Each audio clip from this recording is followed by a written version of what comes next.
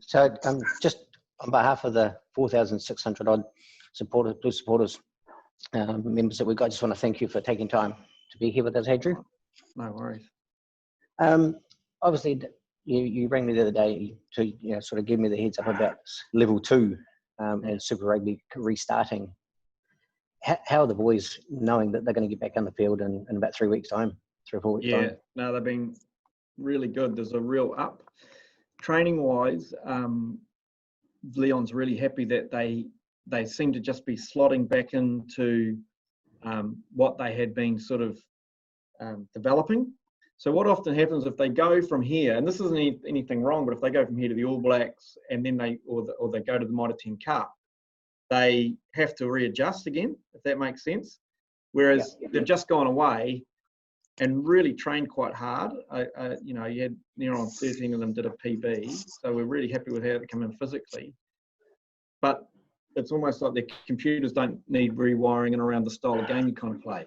So there's that 4 weeks we've got, it means you can accelerate their learning. That means really fast. So, and they've come in really good spirits because they left on a bit of a high. Yeah. Coming in with the burden of a bad season. Does that make sense? It's so just culturally, it makes a big difference. You know? Yeah, and hopefully that will translate to back on the field as well. Yeah, that's right. We definitely hope so. And it's because it is going to be a challenging 10-week program, and we did lose to the Chiefs and the Crusaders. We forget that, although they were hard fought. And you're going to have to back that up week in, week out. There's no breaks in between where where you go and play lesser opposition. So, yeah. Yeah, I mean, that's something I noticed, in Wellington and other games. The culture that's there this season is something I haven't seen for a number of years. Is that something that Leon's obviously worked on over the last couple of seasons? Really hard. Well, last year he felt that he couldn't do much, right? So he came in, there was the issue around coaching and all of that kind of stuff. Yeah. But so he used that. There was a few basic things he put in place, but I think this year he was able to identify where those areas of need were. Because nobody does things to make things worse, do they? Just experience gives you a bit of insight into what you can do. And I've got to say, Leon wouldn't be able to achieve what he wants to achieve if he actually didn't have 2 ex-head coaches alongside him as assistant coaches. Yeah. We sort of underestimate, like people go, oh, well, Tana was a head coach, no, he's not. But what those guys offer actually makes Leon, if that makes sense. And the fact that because they've had that experience, and then you throw in a young Dan Halingar who has just given up playing and sort of got an understanding of the vibe of what those kids are thinking, that as a team, it's not just Leon, it's been that group. So Tana's been able to say, they're right, we tried this, it didn't work. And then Leon's been able to say, oh, okay, I'll take a bit of that and let's put that into here. And then you got the experience of Dan and so on and so forth, putting in their 2 cents worth on what they've observed, or they've been on the PU side of things. So they're able to say, well, this worked for us, this didn't. And the whole thing seems to be at the moment moving in the right direction as a group. It just gets that balance right,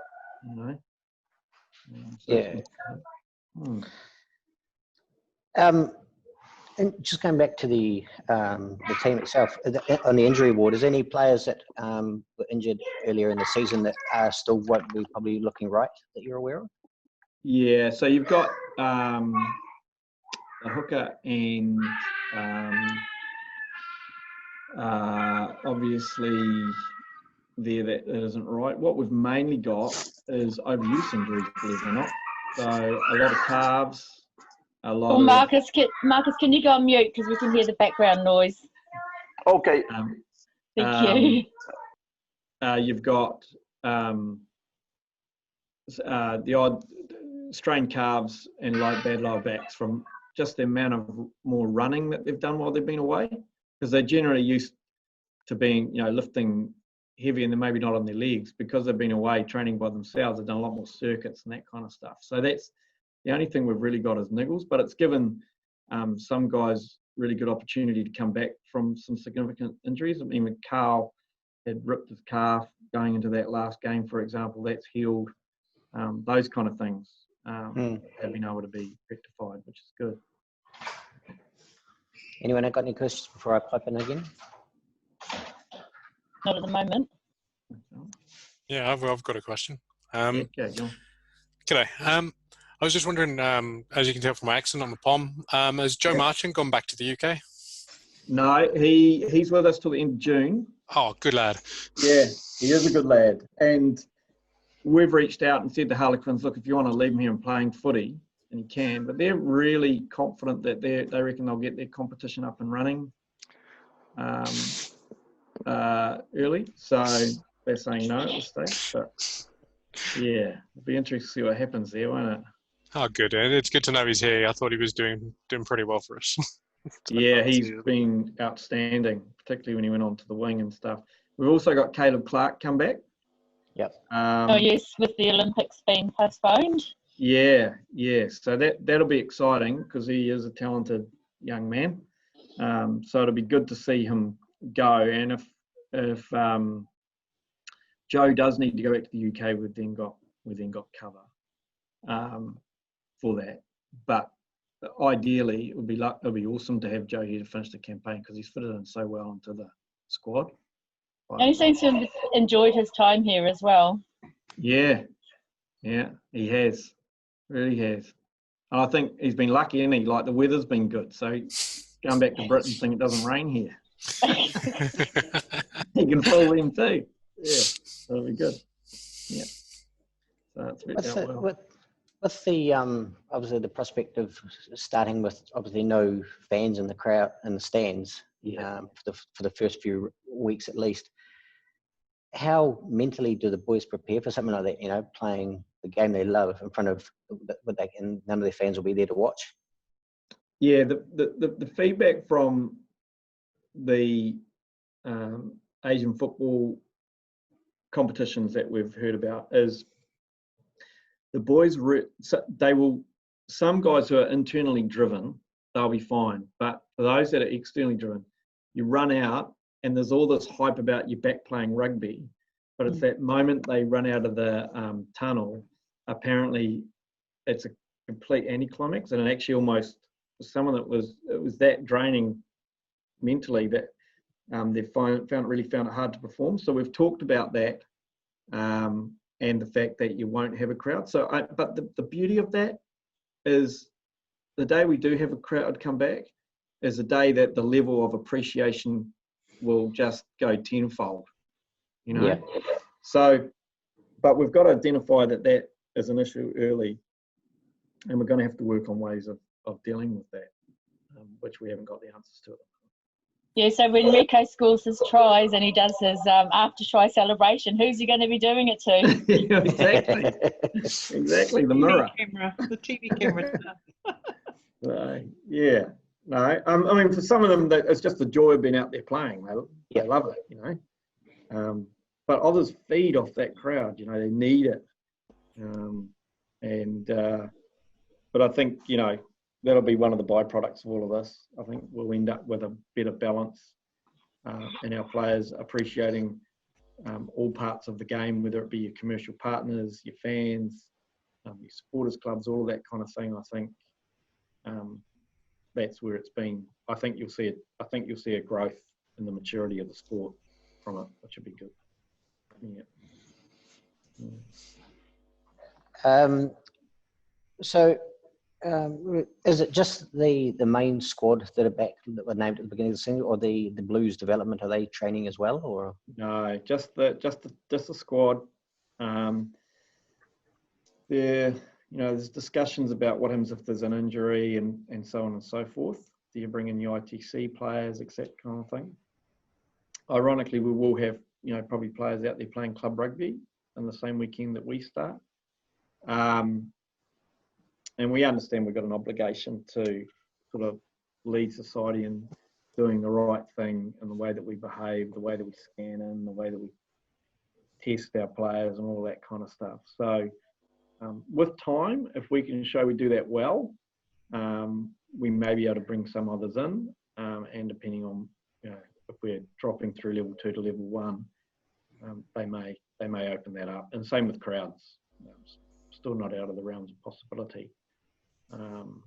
And we've had some positive feedback recently, which has been good in and around the way.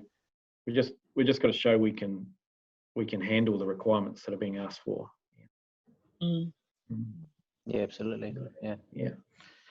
And obviously, you know, today we had the 4th consecutive day of no new cases, and I think 97% of all cases now have recovered.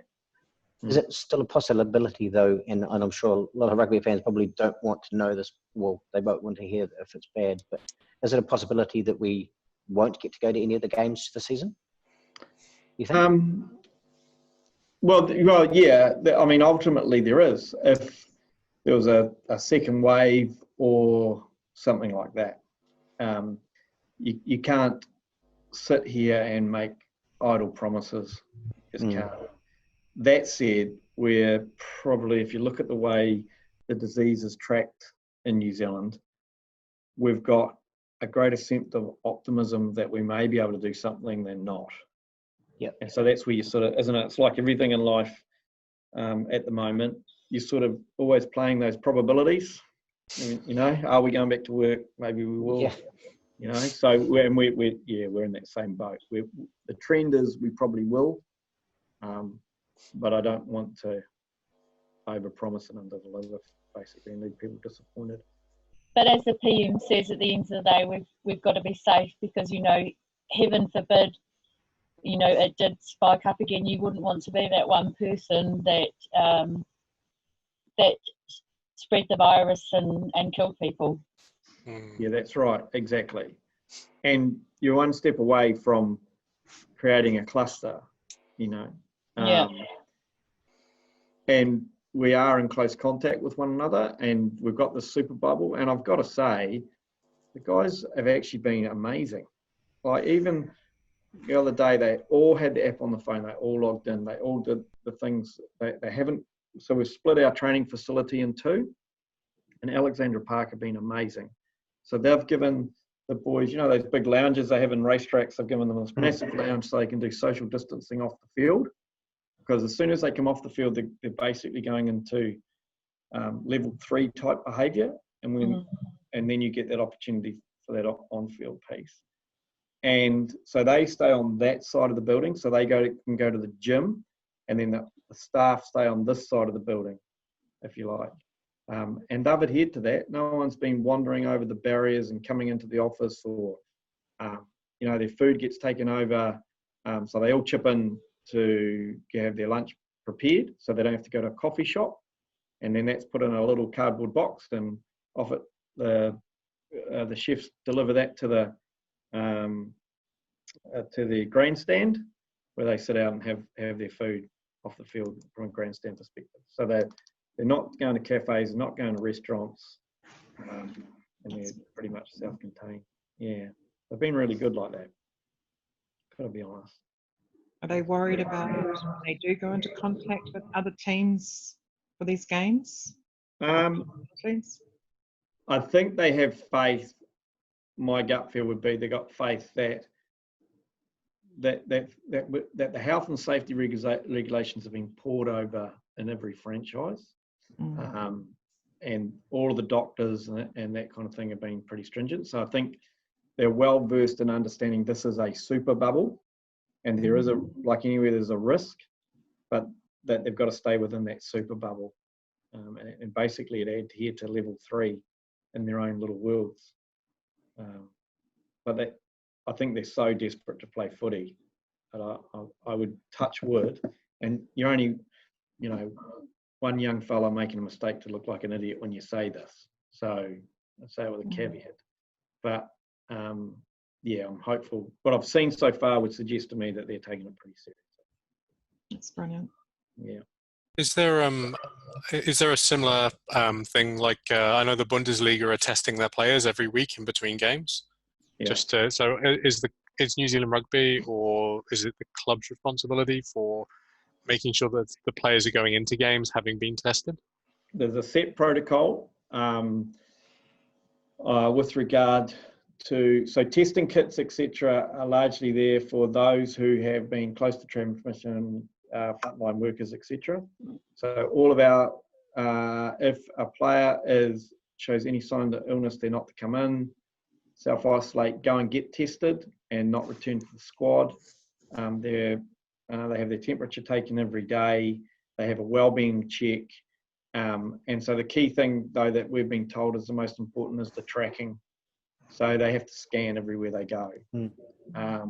And that is even when they leave this environment. There's a tracker on that as well. So we're adhering to the sort of best advice, if you like. And even though I don't think NZR had a tracking device, SoftSource, who are one of our sponsors, had developed a really good one. So we're able to put that into place straight away. Really good. Yeah. So there's an advantage in having an IT partner, that's for real. Bloody good. And a good one. I'm just like, I'm out of here. See you later. So, Andrew, obviously, you're first year in with the Blues as CEO. Have you sort of set any goals for yourself or for the franchise over the next sort of 12 to 18 months? Yeah, well, we were sort of in the process of doing that, to be honest, and we'd sort of talked about revamping our commercial offering, consolidating the team, and ensuring that we kept making some decisions on the best talent, for example, working far more closely with our provincial unions and creating systems and structures that were sustainable, and starting those conversations in and around that, and creating a really firm identity for the organisation, and improving our community reach. And we'd started things like the tickets for secondary schools promotion, and we'd started to do those things. So starting to open up the facility to get people in and those kind of things, and then bang, COVID's come along. And all of a sudden we've had to go into a how do we keep the doors open type mentality. And so for the last 9 weeks, we've actually chopped our goals down just into what's the one or two thing each division's got to do to bring back what we want to call the Blue Phoenix. So we want to be the one that bounces back the hardest and the fastest. So we've really focused on, okay, so in Leon's case, was getting around, for example, every player, reviewing the first part of the season with them, getting them ready for coming back.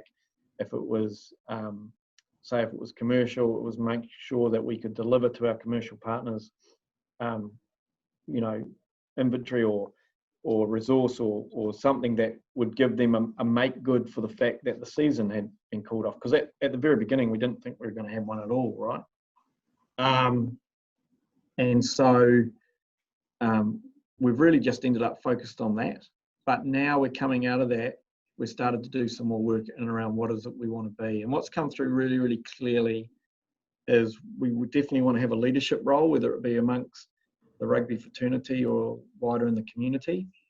We really want to develop that strength of purpose and why we exist and live it.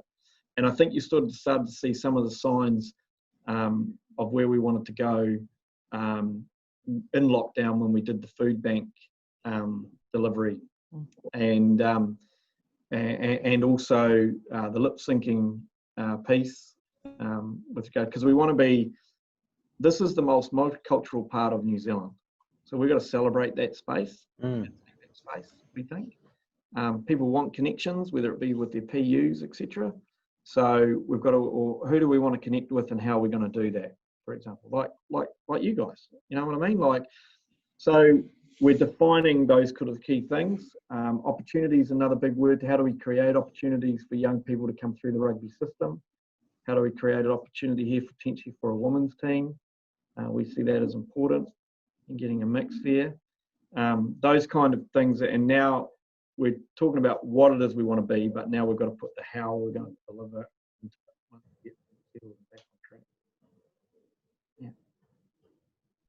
That's the answer question. Okay, awesome. Oh, wow. one of our guy Craig, who was meant to be here tonight, he couldn't make it. I think he said something about had to wash his hair or something. I don't know, but he couldn't make it tonight. He asked the question. There was a comment in the media a little while ago that Stephen Luatua, obviously a very well known and very much loved blues player, has said he would like to come and finish his career and play 100 games for the Blues. Is that something that the franchise is potentially looking at? Yeah, we'd love it. Love to, I'd say, have Stephen back. Timing's everything, right? That's the key. So he's got to be off contract. I think he's got another couple of years left there. And yeah, we'd love to see him back. And I think even people that support the black jersey would like to see him back too. But ultimately, we've got to create the best team and the best competition, and the byproduct will be All Blacks. So to have him back and here would be great. And New Zealand has a lack of second rows at the moment across the board. And so I think it'd add a lot. Yeah, it'd be awesome. Yeah. Was he quite a fan favourite, was he? Oh, yes. Oh, yes. Stevie was very much loved, yes. Was he? Because he's a toughie? Is that, yeah? Same personality. Also, he was such an approachable person off the field as well. Was he? Like a lot of the current squad as well. You know, you run into them. I've occasionally run into some players in my local warehouse because I live out in South Auckland, so I run into a few of them. But they'll come up to you and they'll recognise you, and like it was Daltz actually. I ran into him in the warehouse, and he comes up to me and gives me a cuddle and have a chat, and then he's like, oh, I've got to go because we've got to get home and things like that. But Stephen was exactly the same in that regard. Yeah. Isn't it amazing the perception of what they think? People think that often the Blues team is to actually what they are. They're just normal young blokes that are bloody good at footy. You know what I mean? And we've got to start telling those stories more, because we haven't got we've got a good group. We haven't got an arrogant group, I don't think, at all. No. Yeah. So I'm really proud of them for that. They're good boys. So when he first started with Auckland, we used to run a newsletter, and we'd get the odd players to do a little write-up about, their journey and how they feel about the supporters going along with them and all the rest of it. And he was one of the very first people to actually do a write-up. He just said, yeah, I'm doing it. I'm here. Just amazing. Really? Yeah. Well, that's good to hear. So he's obviously a good character as well. I know him as a footy player, but I don't know him as a person. So we'd dearly love to have him back then. I think his honesty when he went to Bristol, his honesty was like, I have got this many brothers, sisters, cousins, and my family sacrificed a lot for me to get to this position as a player, and it's time that I put back into my whānau for what they've done for me. And I think a lot of people just went, normally when a player goes to Europe at the kind of the peak of their career, people are like, oh, he's just going for the money. But Stephen went, yeah, you're damn right. I've got a lot of people to look after here. Yeah. And, that honesty is a bit more, oh, well, I've been offered a contract and it's very good, saying, oh, no, it's not for me. It's for everyone. And it makes you go, yeah, he's a good bloke. He's doing what all of us would do in the same situation. Yeah, that's right. Exactly. Very humble young man. Yeah, that's good. Oh, well, it's it'll be really good then to catch up with him. I'm sure we will at some stage. And we've sort of marked that and looked at how long his contract sort of is. But it's that timing variable, isn't it? You just when will he leave? If he leaves his run too late or whatnot. But I think he'd be great. And having that worldly experience would be great to come back and start and rub shoulders with some of the young players. Well, you've got to look at when Jerome left the franchise and went to Japan, and he came back and he'd lost nothing, and he walked straight back into the All Blacks the same year. Yeah, and there'll be others that'll do the same. And like people look at it and go, oh, how are they getting a sabbatical to Japan, for example? But what they often don't see is that they've turned down potentially more money to go to Europe where we lose them completely. So sometimes, Japan is that softener that if they can go there for a year, actually stops us losing them 4 years. And is it the position I think we'd want to be in? Probably not, but it's better than losing them completely, and maybe if Stevie could do it again and those sort of avenues were open in those times, we may not have lost them. And you've just got to look at some of the news reports recently coming out of Rugby England, and that they're looking at their marquee signings and how much they're paying to some of these overseas players, and they're talking about shutting the door on a lot of that now. So you'll probably find that a lot of players won't necessarily be heading off to the UK for these big contracts anymore. Yeah, no, I agree, and I think for a lot of them too, they've seen that there's more to life in some ways too. That just being with the family and having the family safe, and I think we've all probably lowered our expectations a little bit through this on I don't know, there's actually been some upside to lockdown from where I'm sort of sitting, the time that you can put into your kids and that kind of thing. So as much as it's not a situation we want and I definitely don't want to see anyone die of the disease or anything like that. It's horrible. But out of anything like this, there's some learnings too. And so I think society will change a little bit. It's going to change a lot. Yeah, I think it will. Not necessarily all for the bad either, though, is it? No, it's for the better. Yeah. No, yeah, because a lot of organisations are reevaluating. Do you have to go into the office 5 days a week? Probably not, because we've proved that most of us can work from home. I've been at home for 8 weeks now. I probably won't be back in the office for another 8 weeks.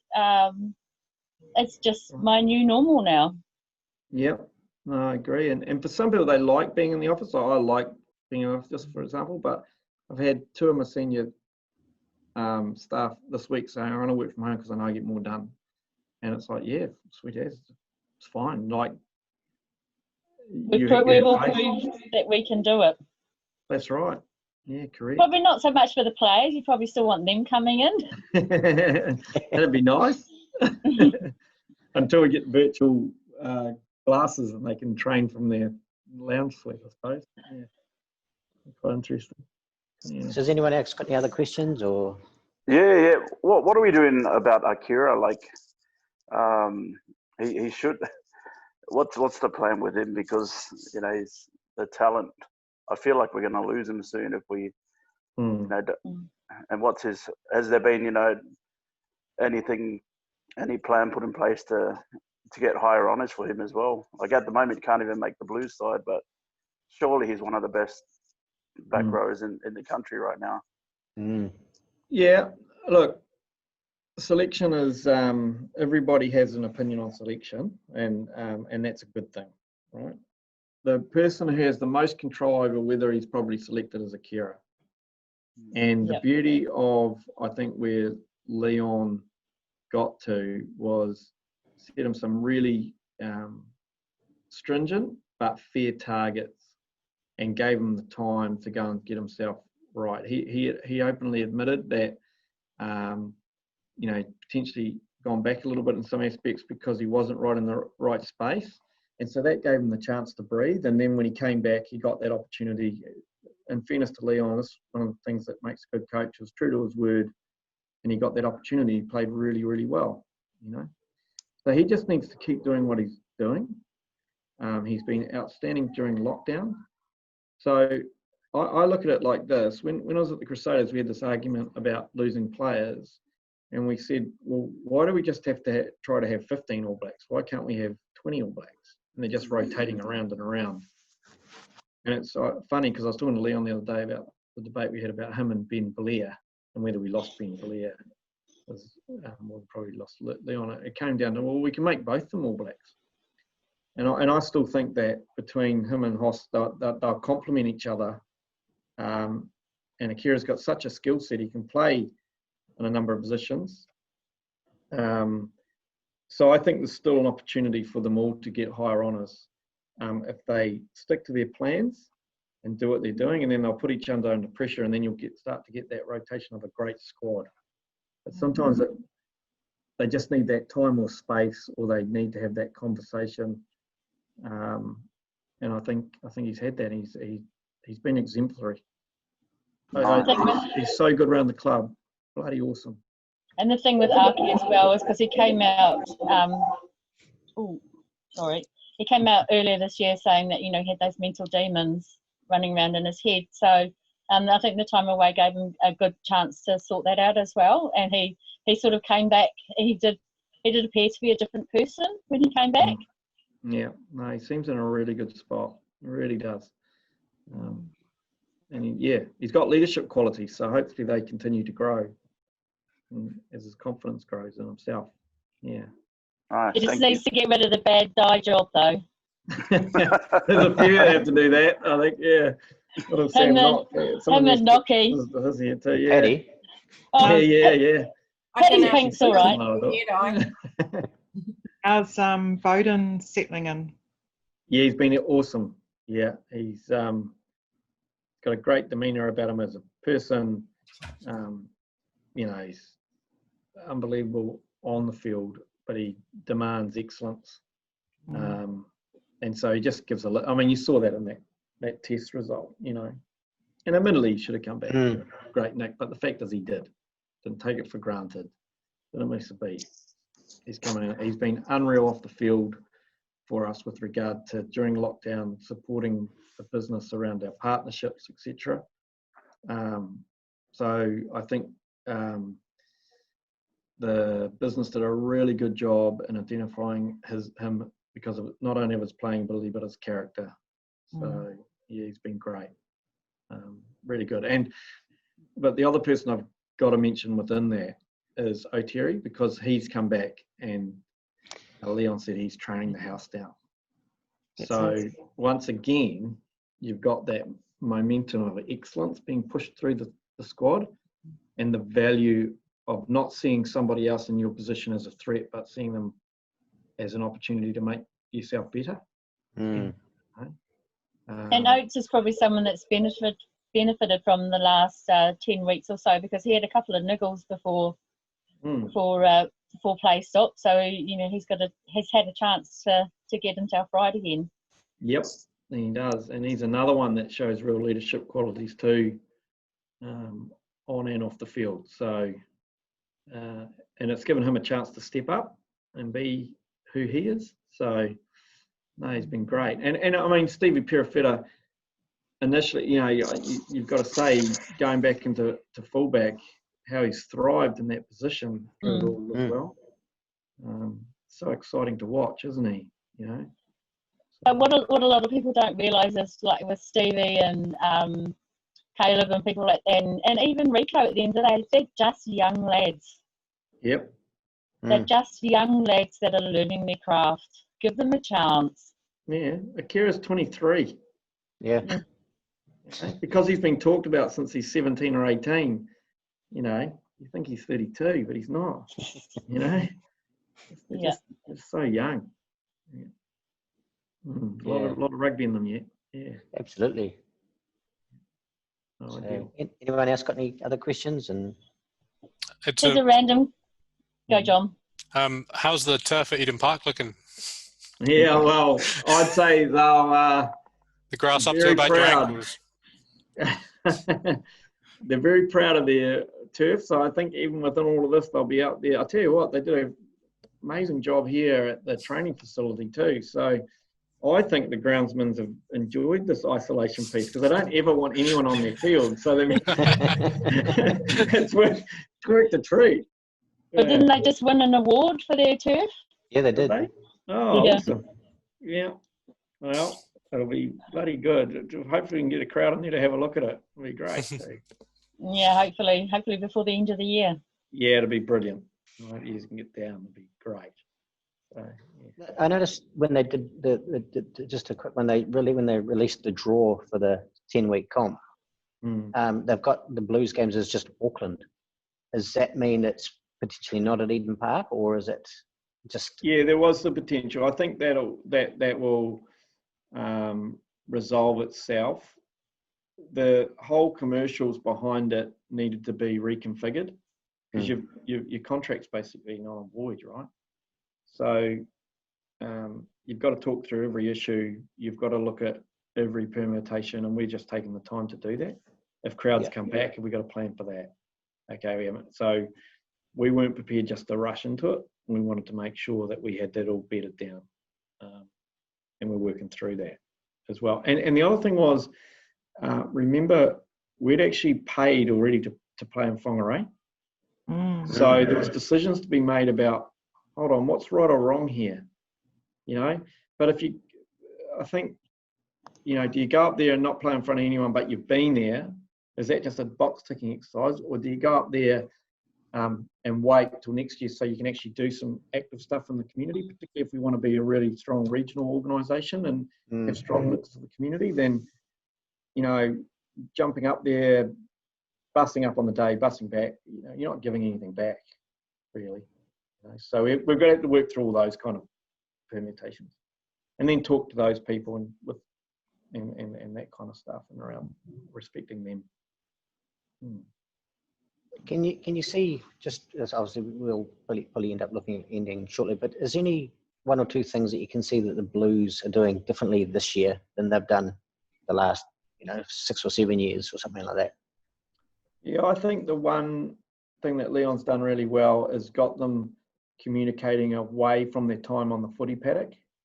So getting them to be that professional, so going and doing their analysis, but he's provided an environment where he's put couches in and all that kind of thing. So there's working hubs around the place, as opposed to dispersing, going in their little groups to a coffee shop, coming back training, so it's here and getting people talking. I think if they can continue to do that, that's what any side that I've sort of been a part of that has had a transformation. The biggest thing is people start to enjoy the people. They start working on it, and then the ideas come from within, as opposed to, I come to training, the coach tells me what to do, then I leave, then I come back and I get told what to do again. It doesn't But work.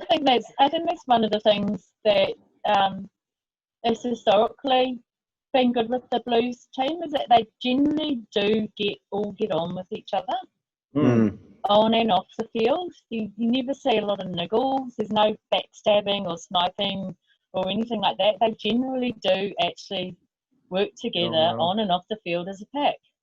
Yeah.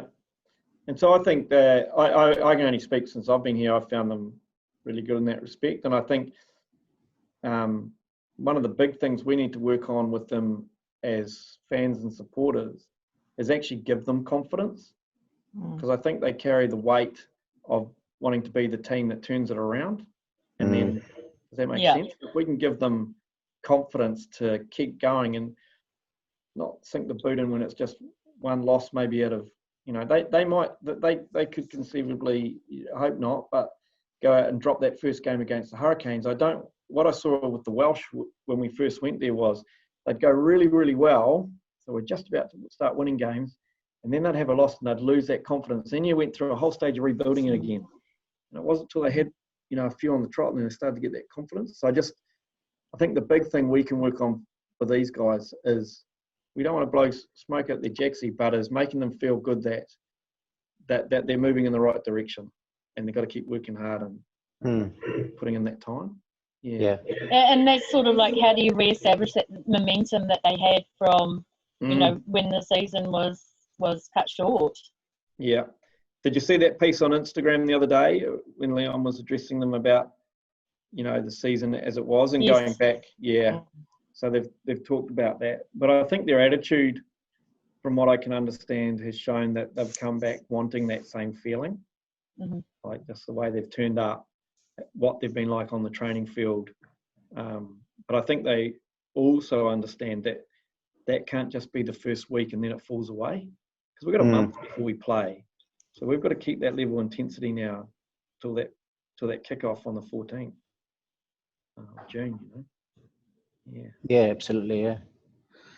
Well, I've got no more questions. Has anyone else got any final questions? A random question. You may not be able to answer it at this point, but this has come from a friend of mine who's a fellow Blues supporter.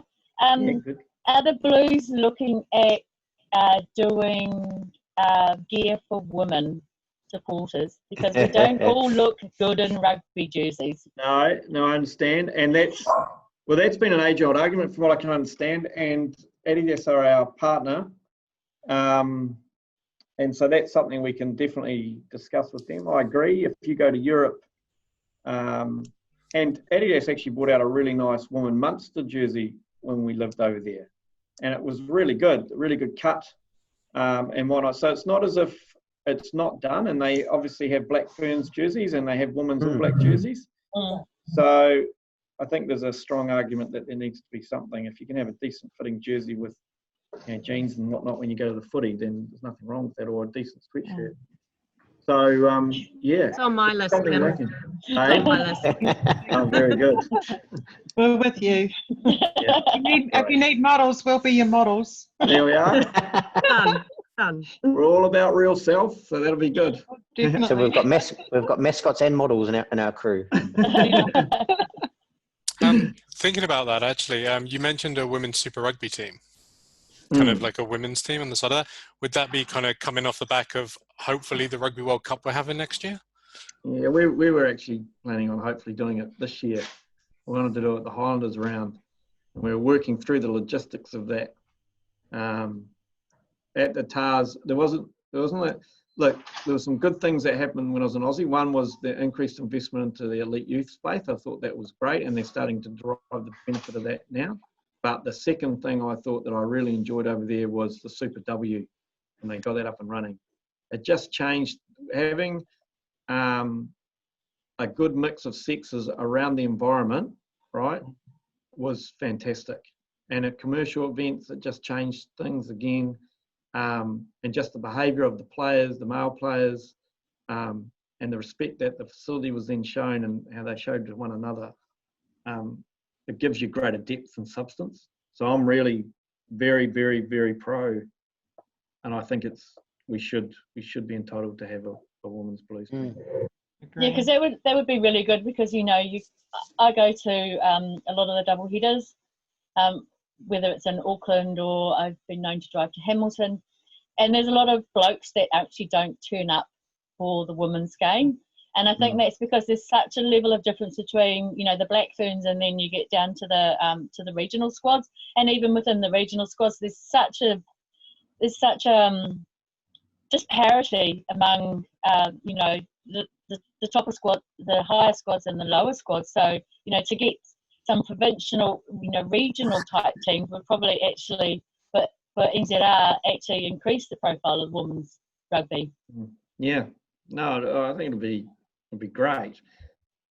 And there seems to be quite a disparity between and the Farah Cup. Yeah. So by consolidating that talent, particularly as it's fledgling, you might find you get a really even contest. Yeah, so I think it'll be good, really good. Because there's a lot of young girls knocking at the door to play rugby, and they can't because those positions are held. I mean, my daughter was one of them. She couldn't get into Auckland, let alone the Black Ferns. End up playing for Manusina, but she couldn't play here, and it's really sad. Yeah, no, there's got to be those pathways created. Although it is one of the fastest growing parts of our game. Yeah. So it'll only be a matter of time, but it's how do we stimulate that growth faster? Because I'll start going offshore as well, and they have, Yeah, well, there's a lot going to Japan, isn't there, as well? The women's league there, and so on and so forth. Yeah. And that Super W, it attracted a lot of Kiwi women into it. It's a couple weeks black, silver ferns in there, black ferns rather. Well, I think we've been doing this chat for a little while now, so I just want to, on behalf of everyone at Blues Supporters for Life, Andrew, thank you for taking time out to talk to us and answer some questions. No worries.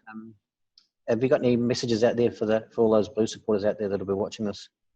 Yeah, I think look, we one thing I've realised is how much people that support the Blues are true supporters of the Blues, because it hasn't been easy at times, right? And people are quick to want to enjoy that lack of success. So I think the key thing is there is a group of people here, as there probably always has been, that are desperate to give you that success, are working hard, and I think we've got the right sort of mix starting to come in, and even in the couple of there's going to be low points as we go on the journey, but hopefully they can stick with us and enjoy the ride as well. Quite good. Deserve a bit of success, I think. Awesome. Well, again, Andrew, thank you very much for your time, and and we'll hopefully see you at a couple of games this season. Yeah, you will. That'll be great.